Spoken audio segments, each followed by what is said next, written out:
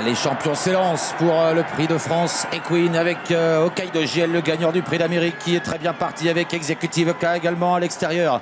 Bon départ le long de la corde pour Francesco Zet avec à son extérieur tout près Iguski Sutton.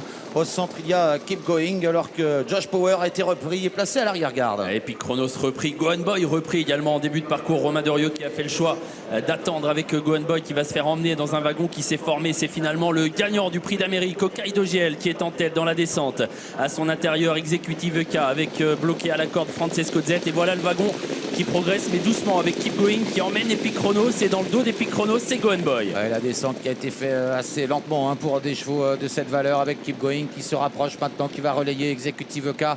Une 9-1 pour le chrono intermédiaire, on n'est pas allé vite. Au centre, Hokkaido JL. À l'extérieur, il y a le numéro 1, Francesco Zet, qui est en train de se rapprocher avec Epic Chronos, surtout qui vient. Et puis Gohan Boy, qui est en train de se rapprocher lui aussi, suivi par Iroise de la Noé, qui est déjà là et qui se rapproche en épaisseur, suivi par Josh Power. Le favori est complètement bloqué à la corde, Francesco Zet, alors qu'Iroise de la Noé est en train de progresser dans la montée pour rejoindre bientôt en tête Epic Chronos. Romain Doriot qui a repris, qui va se laisser couvrir par la grande jument de Thomas Lévesque, alors qu'Iguski Sutton est sorti à son tour dans la montée, donc avec Epic Chronos qui est rejoint par Iroise de la Noé. Benjamin Rochard a pu quitter la corde, il est maintenant dans le wagon de la deuxième épaisseur. Il cherche un intervalle pour venir en épaisseur, mais pour le moment il reste bloqué.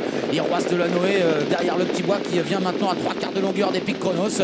Derrière les leaders, il y a toujours Gohan Boy et en dehors maintenant Iguski Sutton qui fait mouvement. Et qui doit progresser le nez au vent. Il ramène Josh Power à l'intersection des pistes bientôt. Iroise de la Noé qui vient mettre la pression sur Epic Chronos. Gohan Boy qui se fait emmener parfaitement. Il est troisième dans leur dos avec Keep Going.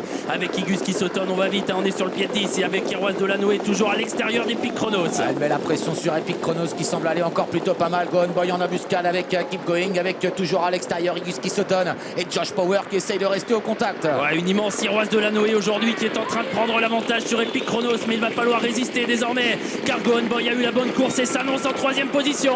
Gohan Boy à la poursuite d'Iroise de la Noé dans le prix de France. Iroise de la Noé qui a l'avantage. Gohan Boy qui ne refait plus de terrain maintenant. Iroise de la Noé, Gohan Boy à l'extérieur. On termine bien également avec Francesco Zet qui peut enfin s'exprimer, mais c'est toujours Iroise de la Noé qui a l'avantage. Iroise de la Noé brille dans le prix de France devant Gohan Boy, Francesco Zet et Epic Chronos.